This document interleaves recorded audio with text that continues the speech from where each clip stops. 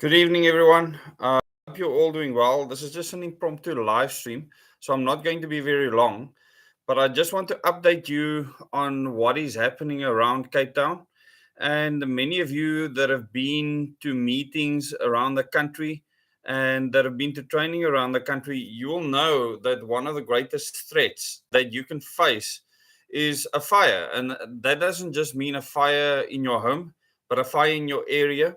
This afternoon, returning from an, an area on the edge of the Cape Town CBD, it was clear that a thick amount of smoke was building up. And those of you that are watching from Cape Town, you will know that we have multiple fires within the metro at this stage. We have a fire in Lawrencefort in Somerset West. We have a fire near Red Hill. We have a fire on Table Mountain. We have a fire in Milnerton in Rietvlei. And some of these fires were started due to protest action. And the reeds don't just normally catch on fire for no reason. But the reason why I want to do this quick live stream is for you to understand that you don't need a fire next to you for you to not be able to live in your home, and that you might have to evacuate where you're living, as some people have to do now in the Tableview, Milnerton, and other areas due to smoke, thick smoke that is just smothering vast areas. Fortunately, where we live, we're fairly high elevated, and we haven't been as affected as badly as other areas. But in the Durbanville area on the edge of the CBD, the smoke was so thick that we could hardly see in front of us. And it was actually dangerous for you to be able to be outside and just to try and breathe normally. And this is why I tell people that you always need to be prepared for any eventuality. At a nuclear power station, the most dangerous thing that can happen is a fire. And the same thing for any place where people live. A fire can be raging tens of kilometers away from you and cause you to not be able to live in your home. And smoke damage can be quite severe and life threatening. And most victims in fires are actually victims of smoke inhalation, and most people die from smoke inhalation before they die from actual exposure to the fire or heat radiation. Thanks for the 200 people that are watching. I won't be keeping you much longer. This is an important live stream to bring one simple point across. The entire Cape Town metro is engulfed in smokes, thick smoke right now due to multiple fires that are raging around the peninsula. One of these fires have been put out in the Fishhook area, and the fire brigade got there rather quickly. That was due to protest action where people with winds blowing set tires alight. It is so easy to make the country unstable and ungovernable if there are deliberate action to do so, and all it takes is a match. I want you to think about that. And I want you to really internalize how easy it is to cause wide scale destruction and disruption. So I want you to think what you can do where you live to make sure that you are safe in case something like this should happen. Earthquakes can happen, floods can happen, many other things can happen. Like in KwaZulu-Natal, there were massive flooding there. But in Cape Town today, many people were not able to come outside and breathe the air out there. It was absolutely horrific. It is still bad at this stage. And where I'm sitting right now, I can smell the smoke. Fortunately, where we are at, you can still breathe safely. But just consider how prepared you are.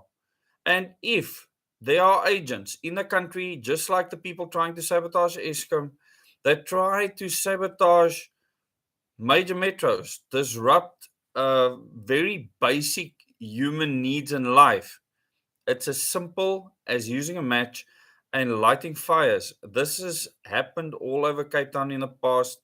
We have a track record and history of people setting things alight. It happened in KwaZulu-Natal. How prepared are you for any eventuality? And once again, the fire doesn't have to be in your backyard to affect you. These fires were raging over 30 kilometers away from where we were, and it was affecting us severely in our part of the metro. Um, So your comments, are there any of you in the vicinity of any of these fires? I've seen some people where the fires are on top of their homes that happen really fast. And when you have these massive fires raging, the updrafts causes even more wind. It causes excessive winds to form.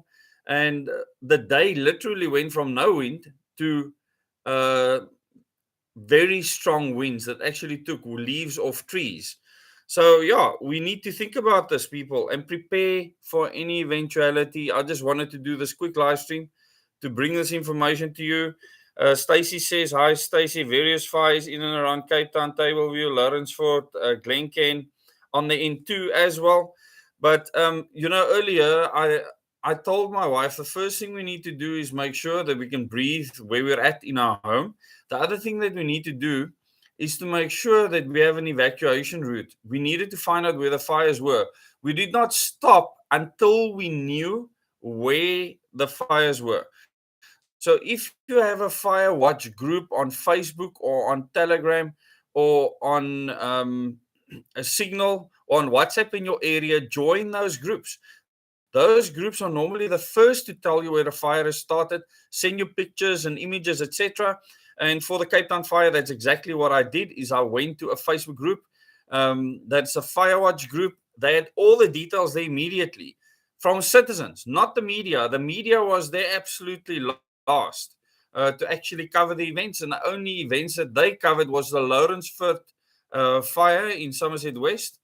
And the reason why they did this is because it's a prestigious area and the veld is on fire there. There's many firefighters on scene in these kinds of fire with so many burning around the metro, and the reach catching a light is serious, and the amount generated from that is extremely, extremely dangerous. Yes, Nico, absolutely. Most of the Cape Town fires are arson. And when so many fires pick up in one day, especially when there was no wind beforehand, you have to ask yourself why this is happening. I know the one fire was definitely due to protest action. I cannot verify the others, but I'm sure in the near future we will find out what is actually happening. But just be aware that this can happen anywhere around you. Normally, you get farmers that burn the veld in the area on an annual basis. But when fires like this happens in a metro, it's a very different situation. I know fires burn around the Joburg Gauteng area all the time in the KwaZulu-Natal Midlands. I've seen it on tour, but this is different. An entire metro that's not able to breathe properly, and you have to breathe in all these particles. I've never seen anything like it at this scale as it is currently. So people take care and be vigilant and always make sure that you have a way out. And the thing is, at some stage, even in your home, the fresh air inside you will deplete and it'll have to be replaced with what's outside. So you need to know at what stage you need to get in a vehicle or get to a safe space. If you can't walk outside and breathe air, you will die. It's that simple. You need to consider these things and know when to do what. So, thank you for watching this video. If there's any more comments, I will mention them now. Chop down palm trees near next to your house. The heated air lifts the dry fronds up and they drift until where they land and ignite other fire. Well, there's a nice tip from Deborah Olivier. Pauline says, "Hi everyone, please take care of each other." That's important. At times like this, it's good if people know each other. If people around the metro information, even when the media cannot do so, if Facebook is down, WhatsApp is down, all the other social media platforms are down, you should have something independent, a way that you can communicate with each other. I think this is very important. Stacy says her sister lives in Giro, apparently wind taking it in the opposite direction. The thing is, this fire right now, if it's in the reed beds in the reed fly, which I've seen, that can travel all the way back almost to Malmesbury if the wind direction has to change. A vast area can be influenced by this. So just be aware. Yes, Alma Marie says can smell the smoke from Brackenfell. Brackenfell is 30 kilometers from where this fire is. So it's a long distance out, and people need to be aware that you can be influenced very easily at a distance. Yeah, join the neighborhood watch or form one. Yes, start something where people can communicate with each other. I absolutely agree with that, Deborah. So thank you for joining me. What I want to create is awareness. And fire is one of the greatest threats to our country. The easiest thing to start that can wreak the greatest havoc. In the history of the world, fires have laid metros to waste, entire cities to waste under the right conditions. And I have very recently said at a Freedom SA event that metros in this country will still be razed to the ground because of people not understanding what they are playing with. The moment that fire started, it's out of your hands, and it's nature that takes over and the fire pyramid that keeps things going. It's impossible for the fire brigade to put out fires like that without killing people. And at a certain stage, if there's enough fuel, there's enough oxygen, there's a chemical reaction, there's enough heat, that fire will be unstoppable. So think about that, people, and yes, pray for those firefighters out there fighting this fire. It's very bad conditions. I feel sorry for them. It's awful for so many people to be fighting fires at so many different fronts. And it makes me think back of the people in Neisner when they had the massive fires back there, and how those people learned how to keep a key to their fire hydrant outlet at their homes so that they can use those in times of need, so that they understand how they can work together. When do you give up? When do you retreat? When do you fight a fire? How do you prevent a fire?